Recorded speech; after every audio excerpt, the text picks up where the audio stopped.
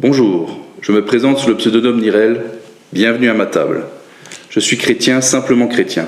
Je ne me considère pas comme appartenant à une des nombreuses branches évangéliques. Je crois simplement au Dieu de la Bible, que Jésus, le Fils de Dieu, est Dieu, qu'il est venu sur terre pour porter nos péchés en mourant sur la croix, et qu'il est ressuscité, que nous avons reçu le Saint-Esprit afin de marcher selon sa volonté. Je crois que la Bible est la parole de Dieu et qu'elle se suffit à elle-même. Cette vidéo, en 2 parties, a pour objectif d'argumenter mon analyse de la vidéo d'un irréductible athée sur le sujet « Jésus, gourou de Galilée ». Dans la première partie, je vais balayer les critères issus du site Mivilude qui caractérisent une dérive sectaire et les exposer au regard de la vie de Jésus et de ses paroles. Dans la seconde partie, je vais reprendre les versets appuyés par un irréductible athée qui expose le même schéma et les confronte à ceux que j'exposais dans la première partie. Je ne chercherai pas à convaincre qui que ce soit. Je ne parlerai pas de mon ressenti personnel ou de mon expérience. J'exposerai simplement la dite argumentation en simplicité, en m'appuyant sur la Bible seule. Enfin, cette vidéo n'a absolument pas vocation à contredire ou attaquer un irréductible athée. J'ai sincèrement beaucoup de respect pour son travail, son sérieux et la richesse des sujets qu'il propose. Je suis même plutôt d'accord avec beaucoup de ses réflexions, notamment autour des dérives chrétiennes. Mais ce n'est pas parce qu'on utilise un couteau pour blesser que le couteau est mauvais. C'est ce qu'on en fait qui est important, et c'est aussi le cas pour la Bible. Croire ou non en Jésus ne devrait pas être du ressort de la science ou de la philosophie, mais simplement d'un choix personnel. Et pour faire un choix, il est important de connaître toutes les composantes, autrement le choix serait imposé par les effets de chambre d'écho ou de biais de confirmation. C'est pourquoi je désire faire cette vidéo non pas comme une contre-attaque ou autre calomnie de ce genre, non, mais dans un total respect du travail sincèrement bon d'un irréductible athée.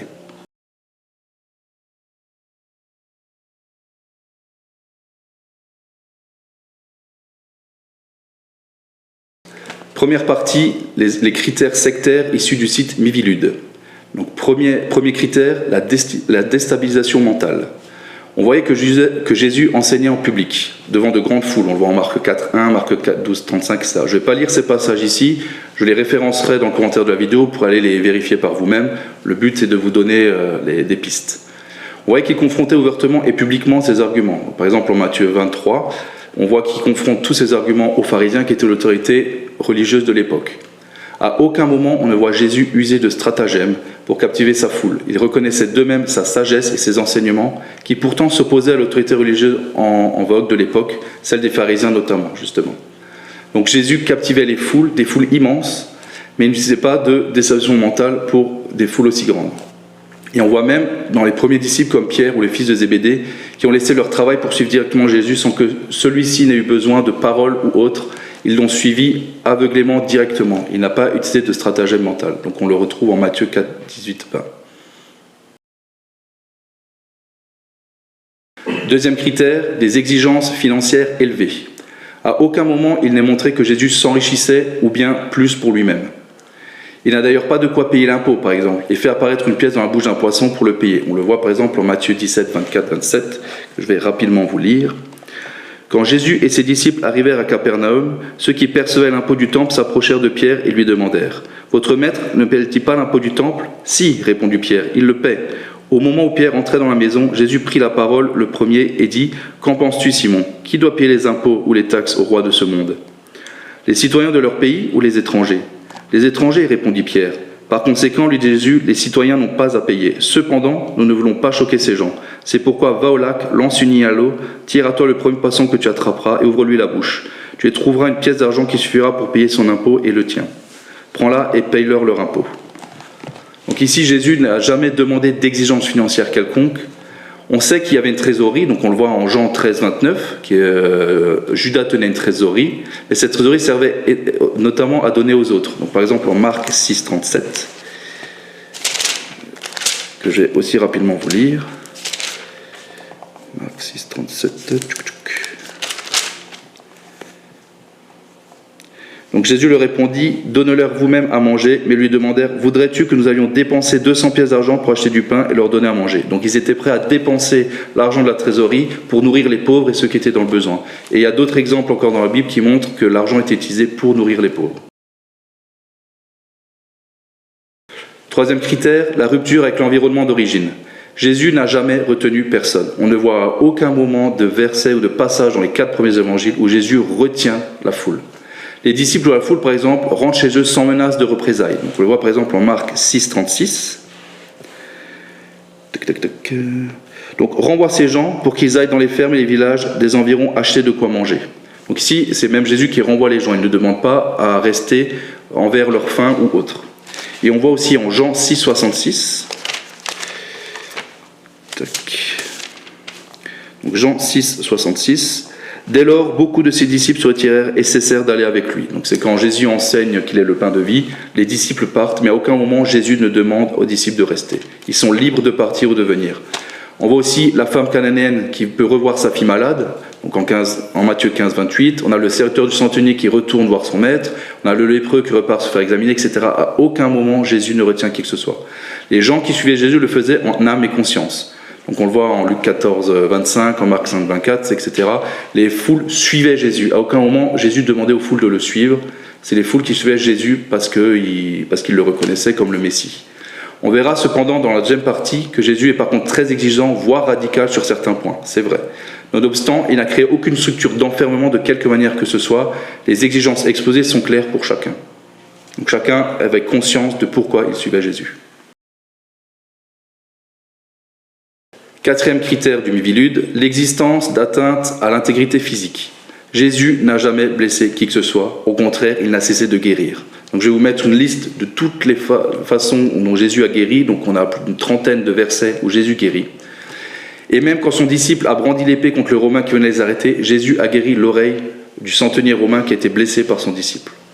Oui, les disciples, à part Jean, sont tous morts dans d'atroces souffrances, c'est vrai, mais ce sont les hommes qui le leur ont infligé, jamais Dieu et encore moins Jésus, tout comme le martyre que Jésus a vécu sur la croix. Si Jésus guérit, ce n'est pas pour se porter atteinte physiquement ensuite. Jésus ne demande pas à se blesser pour lui, à se mutiler pour lui, ou à porter atteinte physiquement pour lui. Ceux qui sont morts pour le nom de Jésus sont morts de la main des hommes qui ont refusé Jésus. Cinquième critère, l'embrigadement des enfants. Là-dessus, la Bible est extrêmement claire et limpide. Jésus défend les enfants. Il n'a jamais enrôlé aucun enfant de tout son ministère. Il est même d'ailleurs très véhément envers ceux qui s'en prennent aux enfants. On va le lire dans Matthieu 18, 1 à 6. À ce moment, les disciples s'approchèrent de Jésus et lui demandèrent « Qui est le plus grand dans le royaume des cieux ?» Jésus appela un petit enfant, le plaça au milieu d'eux et dit « Je vous le déclare, c'est la vérité. Si vous ne changez pas pour devenir comme des petits enfants, vous n'entrerez pas dans le royaume des cieux. Le plus grand dans le royaume des cieux est celui qui s'abaisse et devient comme cet enfant. Et l'homme qui reçoit un enfant comme celui-ci, par amour pour moi, me reçoit moi-même. Et là, très important, celui qui fait tomber dans le péché un de ces petits qui croient en moi, il vaudrait mieux pour lui qu'on lui attache au cou une grosse pierre et qu'on le noie au fond de la mer. » Jésus ne s'en est jamais pris aux enfants, au contraire, il aimait énormément les enfants et nous inspire même à devenir comme eux, vraiment des gens qui s'émerveillent simplement, qui ont vraiment cette douceur et cette innocence dans leur cœur. Sixième critère, le discours contre les institutions. La seule institution où Jésus a élevé la voix était l'institution religieuse des pharisiens, car ils détournaient la parole. Donc on voit tout le passage dans Matthieu 23 que je vous inviterai à lire, où il s'en prend ouvertement aux pharisiens et sur leur dogme. Et les pharisiens s'opposaient eux-mêmes à l'institution romaine. Donc on va lire rapidement en Matthieu 9, 10 à 11, que ce sont bien les pharisiens qui s'opposent à l'institution romaine et non Jésus. C'est bien, ça c'est emmêlé. Matthieu 10 à 11. Jésus prenait un repas dans la maison de Matthieu. Beaucoup de collecteurs d'impôts et d'autres gens de mauvaise réputation vinrent prendre place à table avec lui et ses disciples. Les pharisiens virent cela et dirent à ses disciples « Pourquoi votre maître mange-t-il avec les collecteurs d'impôts et les gens de mauvaise réputation ?» Ici, on voit que les pharisiens étaient contre l'Empire romain, étaient contre l'oppression romaine. On voit que les pharisiens ont même très peur de l'Empire romain, puisque dans un des versets, ils disent que si la foule suit Jésus, ils détruiront leur temple. Donc les pharisiens n'étaient pas du tout du côté des Romains. Et pour autant, Jésus, lui, de son côté, ne s'est jamais opposé aux Romains de quelque manière que ce soit. Il a même guéri un centenier romain ou un soldat romain qui a été blessé à l'oreille. Donc il n'y a aucun discours contre les institutions de la part de Jésus. Jésus s'opposait à la religion des pharisiens et non pas à l'autorité romaine de son pays. Il respectait cependant aussi le paiement des impôts, donc on le voit qu'il a payé les impôts, et n'a fait preuve d'aucun discours d'insurrection envers l'autorité romaine. On va voir dans Matthieu 26, 52.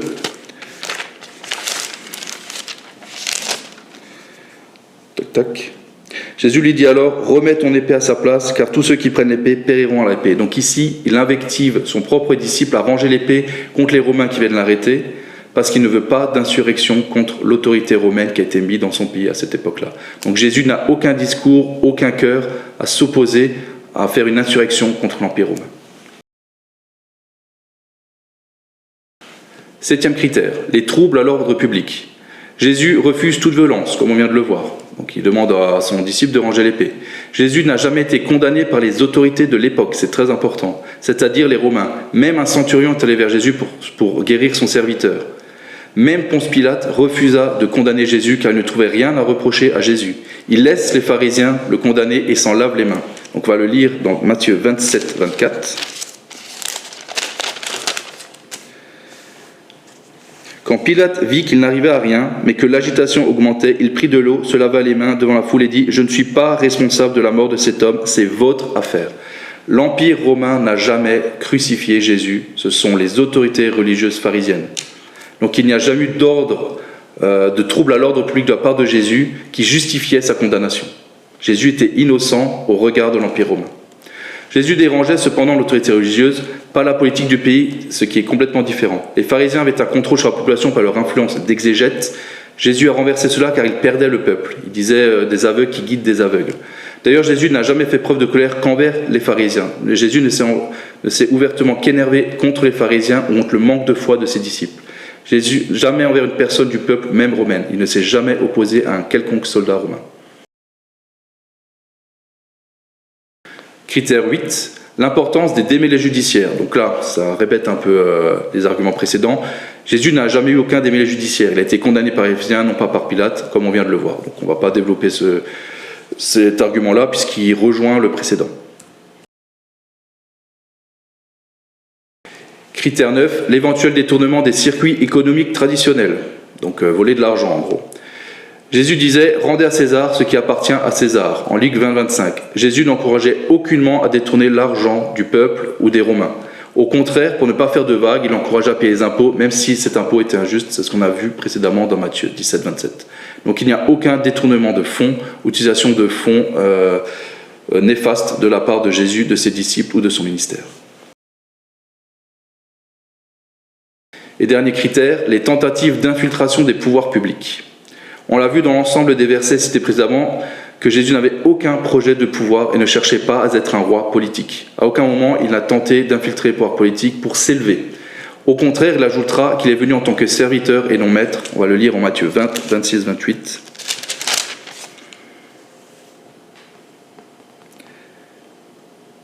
Mais cela ne doit pas se passer ainsi parmi vous. Au contraire, si l'un de vous veut être grand, il doit être votre serviteur. Et si l'un de vous veut être le premier, il doit être votre esclave. C'est ainsi que le Fils de l'homme n'est pas venu pour se faire servir, mais il est venu pour servir et donner sa vie comme rançon pour libérer une multitude de gens. À aucun moment, Jésus ne s'est élevé comme roi. Le panneau, l'inscription roi des Juifs a été posée par Pilate et les Romains, parce que c'est ce que les pharisiens critiquaient de Jésus, qui considéraient que Jésus se prenait pour un roi. Jésus le dit, non, je ne suis pas venu pour être élevé comme roi, je suis venu pour servir et sauver le monde.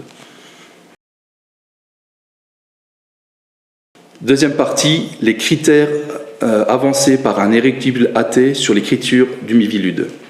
Donc bien qu'exposer les œuvres de Jésus au regard du Mivilude puisse sembler finalement anachronique, nous venons quand même de le voir, Jésus ne semble pas à première vue posséder quelque chose du sectarisme, en tout cas selon le gouvernement français. Pourtant, les arguments d'un irréductible athée démontrent clairement un caractère sectaire en la personne de Jésus au regard des 10 critères, notamment dans le cas des versets qu'il cite. Je suis très admiratif de ce travail, c'est solide, recherché et documenté. Et j'avais vraiment envie de réagir à cette vidéo car justement le travail est sérieux et les arguments sont construits et basés sur la Bible, ce qui est essentiel. Il n'y a pas de ressenti d'interprétation personnelle, ce sont les versets scripturaux. On observe donc alors une forme de dichotomie dans la personne de Jésus entre un enseignement qui semble très strict, voire sectaire, et un message universel d'amour. Donc pourquoi cette opposition dans la personne de Jésus? On va le voir. Les passages cités par un irréductible athée sont justes en contexte et oui, Jésus a dit ces choses. C'est d'ailleurs, encore une fois, ce que j'apprécie dans le travail mené par un irréductible athée, il connaît son sujet. On ne va pas parler d'interprétation, de traduction, de sens caché, mais on va mettre à plat stricto scripturo ces versets. Je vais m'appuyer sur une version Summer Standard, donc que vous avez ici, mais également citer 2 autres versions, donc la version du Nouveau Testament d'Alfred Kuhn qui reprend 80 traductions du Nouveau Testament et qui les met en comparaison et qui en extrait le sens principal, et la Brit Hadasha, qui est la version hébraïque du Nouveau Testament, qui donne aussi d'autres couleurs au verset. Donc on va donc creuser ensemble ces versets afin de comprendre pourquoi il y a un tel paradoxe dans la personne de Jésus, et nous verrons qu'au final que Jésus n'est pas si paradoxal, il est celui qui est. Premier argument annoncé par un irréductible athée, la rupture familiale. Donc on va lire en Matthieu 10, 31, 36, 37. Donc je vais reprendre un peu l'ensemble des versets d'un irréductible athée pour les remettre dans leur contexte, puis on va regarder un peu de plus près de quoi ça parle.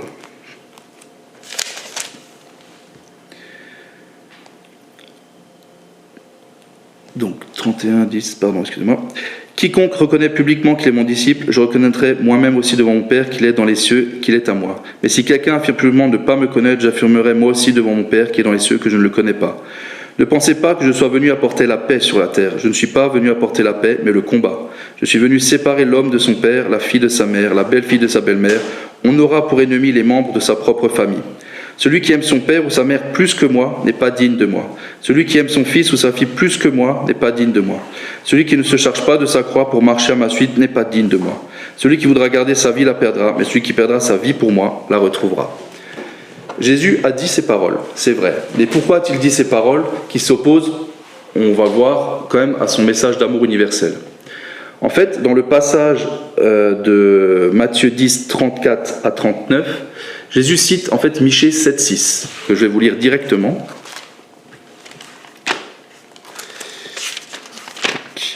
Michée 7, 6.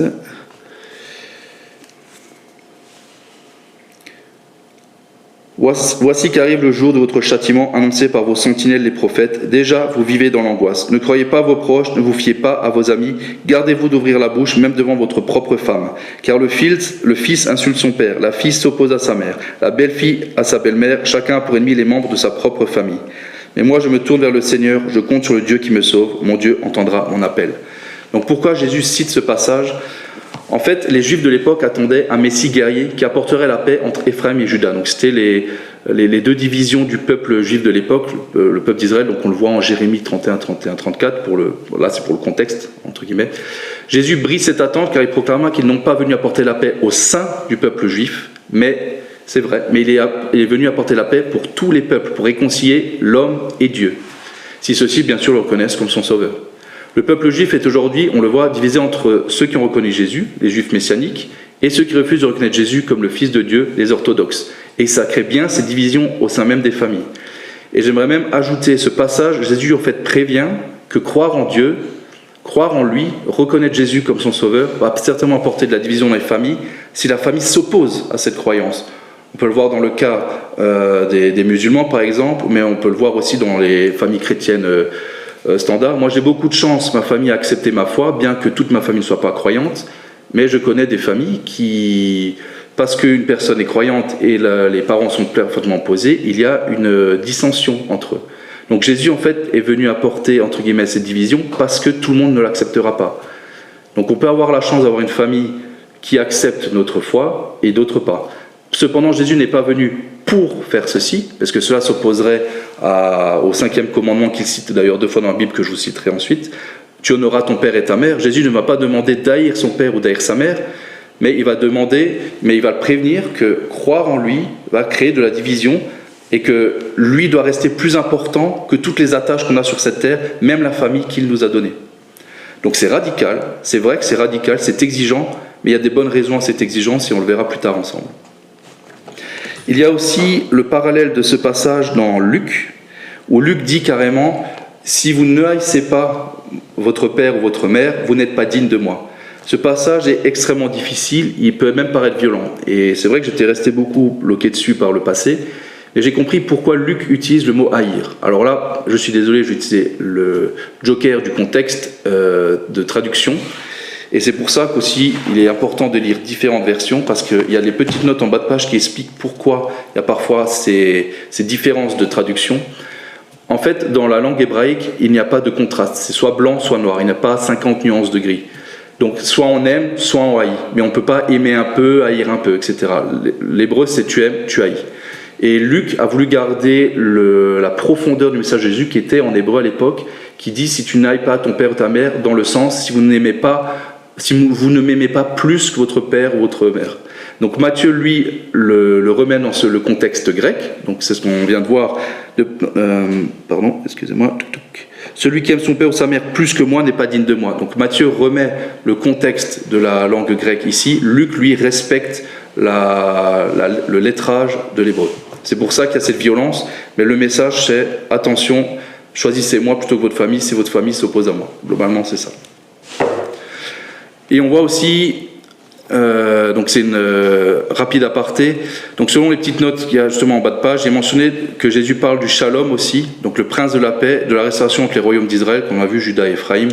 Il ne parle pas de guerre, mais en fait il fait référence au Sar Shalom, qui est le prince de paix, cité en Ésaïe 9,6, que Jésus serait le prince de paix. Donc Jésus ici coupe les attentes du peuple juif d'avoir un messie guerrier qui apporterait la paix que dans leur royaume. En fait Jésus proclame qu'il va être le messie sauveur du monde entier, de la paix du monde entier. Et il y a aussi eu Marc 3, 31-35 qui a été cité pour cet argument. 31-35. La mère et les frères de Jésus arrivèrent alors et se tinrent en dehors de la maison et ils envoyèrent quelqu'un pour l'appeler. Un grand nombre de personnes étaient assises autour de Jésus et on lui dit « Écoute, ta mère, tes frères et tes sœurs sont dehors et ils te demandent. » Jésus répondit « Qui est ma mère et qui sont mes frères ?» Puis il regarda les gens assis en cercle autour de lui et dit « Voyez, ma mère et mes frères sont ici, car celui qui fait la volonté de Dieu est mon frère, ma sœur ou ma mère. » En fait, ici, Jésus proclame qu'il va y avoir la grande famille de Dieu qui est en train de se former. Ce n'est plus le fait d'avoir des frères ou des mères biologiques qui va compter, c'est d'avoir vraiment ses frères et ses sœurs au regard de Dieu, le Père. Et encore une fois, Jésus ne peut pas s'opposer au 5e commandement qu'il cite d'ailleurs en Marc 7, 10 ou en Jean 19, 26, 27. Il ne peut pas dire honore ton père et ta mère et refuter en fait que notre père et notre mère sont nos parents. Jésus explique ici qu'il y a une nouvelle famille qui se crée sous le regard de Dieu le Père. Et d'ailleurs, Jésus donnera même à sa mère biologique Marie le disciple que Jésus aimait. Deuxième critère, la dévotion aveugle. Donc ici, il est cité Matthieu 10, 37 et en parallèle Luc 14, 26. Donc on va lire Matthieu 10, 37 rapidement. Donc on l'a vu juste précédemment. Celui qui aime son père ou sa mère plus que moi n'est pas digne de moi. Celui qui aime son fils ou sa fille plus que moi n'est pas digne de moi. Donc Jésus demande cette dévotion aveugle, c'est vrai. Ici, Jésus annonce clairement un message radical et exigeant. Jésus doit rester plus important que notre propre famille, si celle-ci nous retient à lui. Car Jésus est le chemin qui mène à la réconciliation entre Dieu et seul Dieu sauve. C'est pour ça que Jésus est radical, parce qu'il sait que seul Dieu sauve et être retenu par sa famille nous empêche d'être sauvés. Et lui, ça lui déchire le cœur puisqu'il a donné sa vie pour qu'on soit sauvé. Et si on refuse d'accepter Jésus dans notre cœur à cause de notre famille, en fait, on se perd à cause d'elle. Et c'est ce que Jésus explique. Et on voit dans Luc 23, 24 que Jésus appuie encore plus cette idée de dévotion, mais ça reste une dévotion arbitraire à chacun. Jésus prévient, il annonce ouvertement que son chemin sera difficile, mais en aucun cas il encourage la division. Il prévient que le suivre va créer des difficultés.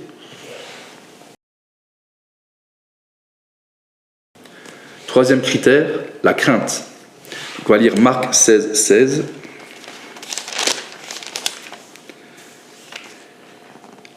Celui qui croira et sera baptisé sera sauvé, mais celui qui ne croira pas sera condamné. Ici, Jésus ne veut pas jouer sur la crainte pour dire tu es condamné ou sauvé. En fait, Jésus ne cherche pas à convertir sous le joug de la crainte. On verra plus tard que ça n'a aucun sens dans son message. Il avertit plutôt que chacun pèse le poids de ses choix. Jésus impose 2 commandements à son ministère. Aime Dieu de toute ta force, de toute ton âme et de tout ton cœur, et aime ton prochain comme toi-même. C'est ça le chemin à suivre que Jésus décide. Et quand il dit celui qui sera baptisé sera sauvé, celui qui ne croira pas sera condamné, en fait il prévient que le seul moyen d'être sauvé, c'est de reconnaître que Jésus l'a sauvé. Si on refuse ce cadeau que Jésus nous a fait, il ne peut plus rien faire. Donc en fait, la personne se condamne d'elle-même. C'est pas Jésus qui veut condamner, c'est qu'en fait, il ne peut plus l'aider si la personne le refuse. Donc on a aussi Matthieu 10, 28.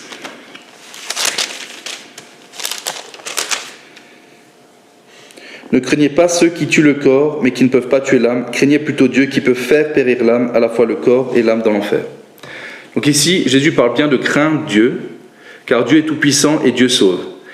Et s'il peut faire périr l'âme, il peut aussi la sauver. En fait, Jésus ne parle pas de la crainte d'un Dieu terrible ou d'un Dieu qui va nous juger, qui va nous tuer, puisque Jésus ajoutera en Jean 3,16 « Dieu a tant aimé le monde qu'il a donné son Fils unique afin que quiconque croit en lui ne périsse point mais ait la vie éternelle. » En fait, il ne faut pas craindre Dieu qui va juger, il faut craindre le jugement qui est posé sur nous et que Jésus a complètement acquitté par sa vie. Et c'est ce que Jésus veut sauver. Et il ne faut pas craindre Dieu comme un Dieu terrible, mais il faut le craindre en fait dans une crainte respectueuse, comme un fils craint son père, mais craint de le décevoir, craint de l'attrister. En fait, c'est une crainte d'amour, c'est une crainte respectueuse, ce n'est pas une crainte qui doit nous terrifier et qui doit nous entraver. Donc on verra maintenant, on va voir en Luc maintenant 1, 67, 73, 75, un passage très important autour de la crainte justement. Donc c'est Zacharie, inspiré du Saint-Esprit, qui va prophétiser en ces termes. Donc Zacharie, le père du petit enfant, donc Jean-Baptiste, fut rempli du Saint-Esprit, il se met à prophétiser en ces termes. En effet, Dieu avait fait serment à Abraham, notre ancêtre, de nous libérer du pouvoir des ennemis et de nous permettre ainsi de le servir sans peur, afin que nous soyons saints et justes devant lui tous les jours de notre vie. Donc ici, Zacharie prophétise clairement que Jésus est venu pour pouvoir à nouveau servir Dieu sans crainte. Et c'est ce que Jésus va à nouveau annoncer derrière. Quatrième argument, les transactions financières. On va lire rapidement en Matthieu 19, 21.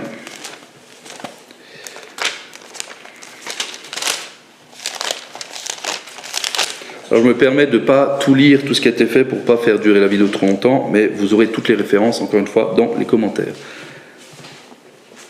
Si tu es parfait, lui dit Jésus, va vendre tout ce que tu possèdes et donne l'argent aux pauvres, alors tu auras des richesses dans les cieux, puis viens et suis-moi. Dans ce passage, on voit que Jésus teste clairement le riche, pour savoir jusqu'à où il serait capable d'aller dans son dévouement pour lui, pour son dévouement pour Dieu. On voit que le riche est encore très attaché à ses possessions. Et Jésus dit clairement qu'on ne peut servir deux maîtres, car l'un aura plus d'importance que l'autre. Donc on va lire tout de suite Matthieu 6, 24, puisque ce passage vient tout de suite se référencer naturellement. Personne ne peut servir deux maîtres. Ou bien il haïra le premier et aimera le second, ou bien il s'attachera au premier et méprisera le second. Vous ne pouvez pas servir à la fois Dieu et l'argent. Ici, ce passage montre clairement que, bien que le riche ait fait tout ce qu'il faut en respectant les commandements, il est encore très attaché à ses richesses, et du coup, d'une certaine manière, il ne pourra pas aimer pleinement Dieu. C'est encore un message radical de Jésus, c'est vrai, Dieu exige un amour indéfini, inconditionnel envers lui, mais c'est parce que cet amour, il nous l'offre aussi. Il ne veut pas qu'on soit encore esclave des sauves du monde comme le matérialisme. En fait, Jésus vraiment veut nous libérer de tout ce qui nous retient, de tout ce qui peut nous bouffer comme le matérialisme, et ici, l'exemple du riche est vraiment très parlant. Et on a encore Matthieu 19, 29. Alors ce passage est vraiment à remettre dans son ensemble, bien sûr, qui a été cité par un irréductible athée. Et tous ceux qui auront quitté pour moi leur maison, leurs frères, leurs sœurs, leurs pères, leurs mères, leurs enfants, leurs champs, recevront 100 fois plus et auront part à la vie éternelle. Donc ici, Dieu promet effectivement de plus grandes richesses si, entre guillemets, on laisse sa famille. Mais en fait, on l'a vu déjà précédemment, Jésus n'incite pas à rompre avec sa famille. Parce que sinon ça s'opposerait au 5e commandement. Il explique plutôt dans le même chapitre, un peu plus tôt, en Matthieu 19, 3, 6, donc c'est vraiment dans le même chapitre. Quelques pharisiens s'approchèrent de lui pour lui tendre un piège, lui demandèrent « Notre loi permet-elle à un homme de renvoyer sa femme pour n'importe quelle raison ?» Jésus répondit « Vous n'avez pas lu ce que déclare l'Écriture, au commencement le Créateur les fit hommes et femmes. Puis il dit, c'est pourquoi l'homme quittera son père et sa mère pour s'attacher à sa femme, et les deux deviendront un seul être. Ainsi, ils ne sont plus deux, mais un seul être. Que l'homme ne sépare donc pas ce que Dieu a uni. » Donc Jésus ne peut pas, dans le même chapitre, opposer son argumentaire. Donc ici, il n'incite pas à rompre avec sa famille pour recevoir plus. Il est dit que ceux qui choisiront Jésus plutôt que sa famille, donc comme on l'a vu avant, donc c'est une exigence radicale, recevront encore plus. C'est-à-dire que Jésus ne laisse pas les gens démunis. Les gens qui ont vraiment fait le choix de Jésus envers et contre l'opposition de leur propre famille recevront bien plus à ses côtés. 5e argument, la rupture sociale. On va lire rapidement Marc 10, 29, 30.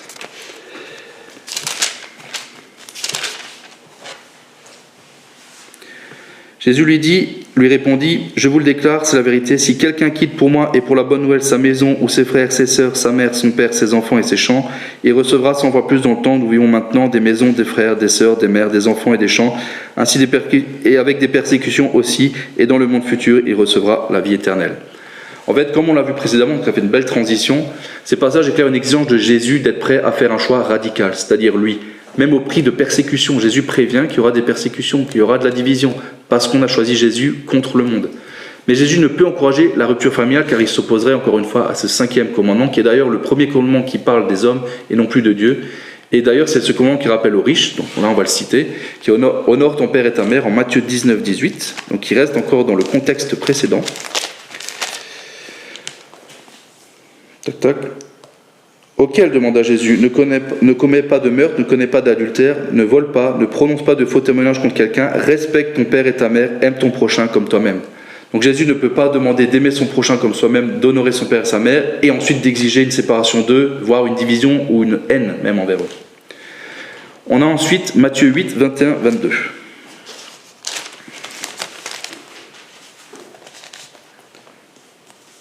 Matthieu 8, 21, 22.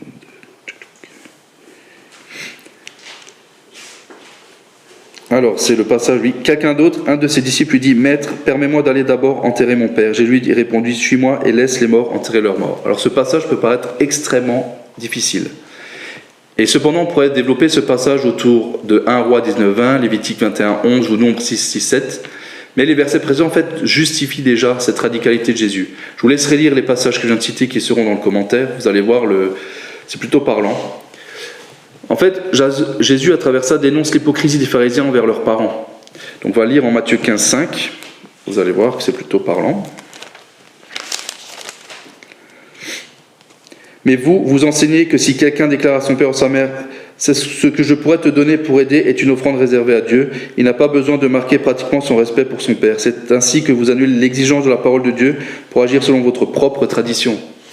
Donc ici, Jésus dénonce clairement que les pharisiens ne respectaient pas leurs parents. Il ne peut pas demander à un homme de ne pas aller enterrer son père par manque de respect. En fait, la Bible nous le montre clairement, Jésus comprend la mort. Il s'en attristait même profondément, il détestait la mort. On le voit pour la mort de Jean-Baptiste, en Matthieu 14, 13, on le voit pour le fils de la veuve de Naïm, en Luc 7, 13, ou encore la mort de Lazare, en Jean 11, 35, où Jésus pleura à cause de la mort. Ici, il n'est pas dit qu'il ne faut pas s'occuper de ses parents. Il dénonce plutôt l'attitude des personnes qui se disent vouloir le suivre, mais qui se trouvent déjà des contraintes, aussi pieuses soient-elles. Même si c'était justifié qu'il fallait enterrer son père ou sa mère, Jésus en fait montre clairement ici que les gens se disent prêts à le suivre, mais qu'ils ont tout de suite une contrainte.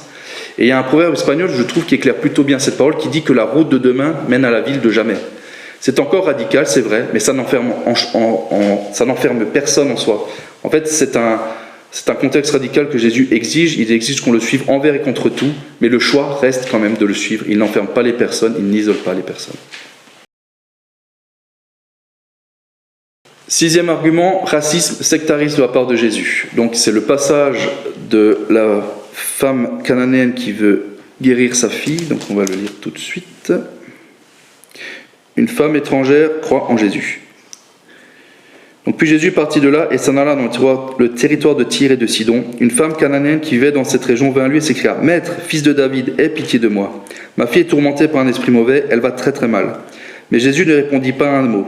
Ses disciples s'approchèrent pour lui adresser ces demandes. « Renvoie-la, car elle ne cesse de crier à nous suivant. » Jésus répondit « Je n'ai été envoyé qu'aux brebis perdues du peuple d'Israël. » Mais la femme vint se mettre à genoux devant lui et dit « Maître, aide-moi. » Jésus répondit « Il n'est pas bien de prendre le pain des enfants et de le jeter aux chiens. »« C'est vrai, maître, dit-elle. Pourtant même les chiens mangent les miettes qui tombent de la table de leur maître. » Jésus répondit alors « Oh, que ta foi est grande. Dieu t'accordera ce que tu désires. » Et sa fille fut guérie à ce moment même.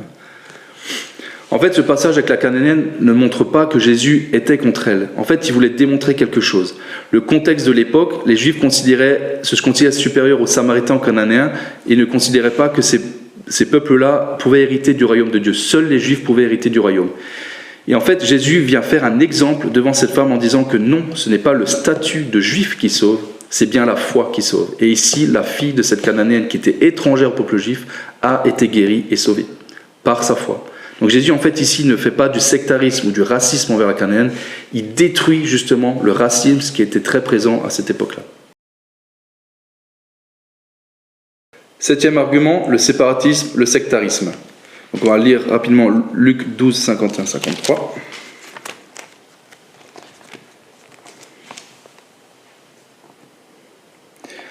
Pensez-vous que je sois venu apporter la paix sur la terre ? Non, je vous le dis, mais la division.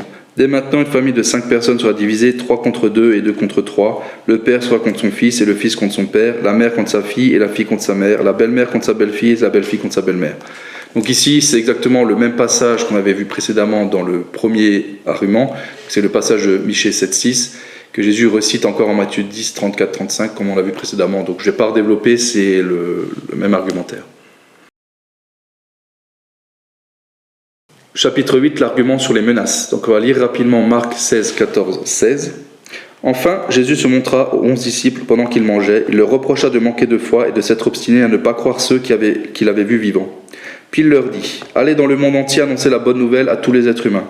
Celui qui croira et sera baptisé sera sauvé, mais celui qui ne croira pas sera condamné. » Donc on l'a vu déjà dans le chapitre précédent sur ce passage, ce n'est pas une menace mais un avertissement. Jésus ne dit pas, vous allez être condamné, je vous condamne. En fait, Jésus laisse le choix, on peut choisir de croire en lui et de recevoir la vie éternelle qu'il nous donne gratuitement par sa vie, ou on le refuse, mais on sait qu'il y aura une condamnation à la fin, elle est de toute façon annoncée. Et ce n'est pas Jésus qui dit, qui menace par condamnation. Il prévient, il veut sauver tout le monde. Il ne menace pas les personnes qui ne croiront pas en lui, en fait. Il avertit qu'il y aura simplement ce jugement et une fin que notre choix permis pendant notre vie est essentiel. On a cette vie encore pour choisir et il veut qu'on fasse ce bon choix. Il veut nous sauver, mais il ne veut pas nous sauver envers et contre nous. Il veut que ce choix vienne de nous. Il veut qu'on accepte sa vie parce qu'il veut nous garder vraiment cette liberté. Et Dieu ne veut pas qu'on croie en lui sous la contrainte de la crainte. Il n'a aucun intérêt à nous forcer par la crainte. En fait, il pourrait claquer des doigts et dire « croyez en moi » et c'est réglé. Pourquoi aurait-il besoin de nous menacer ? Il veut un choix réfléchi, délibéré et arbitraire de notre cœur. Il veut que ça vienne de notre cœur simplement, parce que c'est ce qu'il veut, un cœur à cœur avec nous. Et d'ailleurs, Jésus dirait encore sur la croix à tous ses oppresseurs « Pardonne-leur car ils ne savent pas ce qu'ils font. » Y a-t-il de plus grand pardon et amour finalement ? Et enfin, le dernier argument, le pardon conditionnel. Donc on va lire Marc 3, 28, 29.